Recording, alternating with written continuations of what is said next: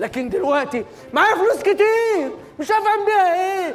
مش عارف اجيب شاورما ولا اجيب فراخ ولا اجيب لحمه ولا اجيب اسكالوب بانيه. مش عارف اعمل ايه يا حاج رمضان. وكل ده ليه؟ عشان التبس.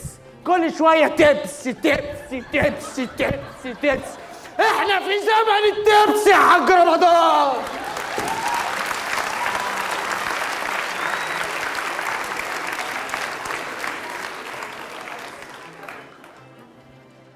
أنا حاسس بيك يا هدهد. فلوس تعباك جدا. هاتهم يا هدهد. هاتهم يا ابني. ازاي ما جاتش في بالي دي؟ ايوه صح. فلوس مدمراك يا ابني. اتب على قفايا. ايوه الفلوس اهي 530 جنيه.